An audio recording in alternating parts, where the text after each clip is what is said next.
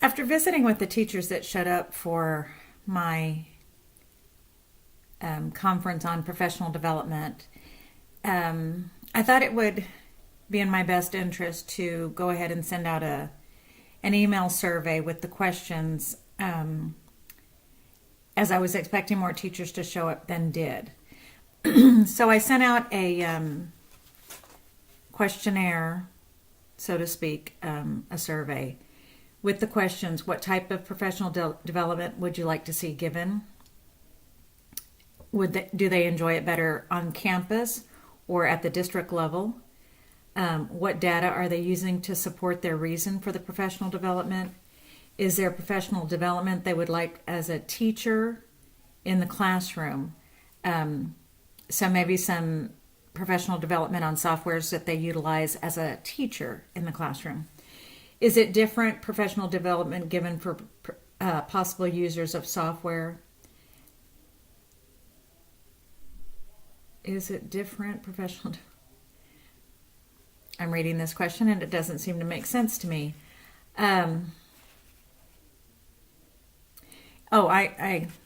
Sorry. Is it different for them when the professional development is given for different possible uses of software? And again, did they prefer that type of professional development at the campus level or the district level? And then I did survey them on the last professional development given, since it was a choice-based, although there were parameters set. If you were an English language arts teacher, you did not have choice. You were mandated to attend specific sessions, and therefore there was no choice given. So I'd kind of like to see that opened up. And so that kind of summed it up. After I reviewed all the data got back from the survey, plus what the teachers videoed, my recommendations to my administration is going to be that we try to do more professional development on the campus, and everyone seemed to enjoy that much better. They seem to enjoy receiving professional development from teacher leaders on the campus. People that had been chosen were trusted to, that they knew what they were doing. I had several comments from teachers stating that they didn't always feel like the professional developments at district level, that everybody presented information in a way in which they actually knew what they were doing. I'm sure that's not the case, but that was their feeling. And so if we want teachers to attend professional development, then we need to take into consideration their perceptions on things. I'm also going to recommend that some of the professional development that we do the week before school, that we might think about, and I'm not sure that this can be done, that we might think about having teachers start 2 weeks in advance of school.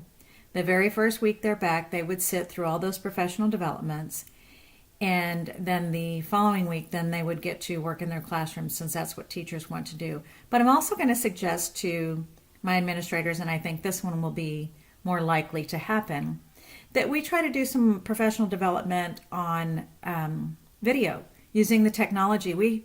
I am at a campus that is technology forward. All of our high schools are one-to-one. It won't be very long before all of our elementary schools are one-to-one. I believe my elementary school next year will be one-to-one. And I am at a Title I school, so that is saying something about the district and how they view technology. So we should utilize it. There are those of us that would sit down, watch professional development, and do a survey, open-ended questions, as well as rating systems 1 through 5. So I feel like that is a really good option. And most of the teachers were extremely positive on the choice. They want choice because, of course, everyone has, not decisions, but everyone decides what it is they need for the classroom.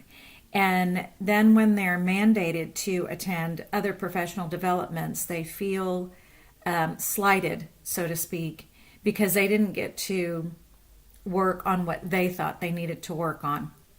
So if we could categorize our professional developments, one district mandated professional developments, TEKS oriented, special education needs, all of the professional developments that we, whether we'd like to admit or not, need reminding every year.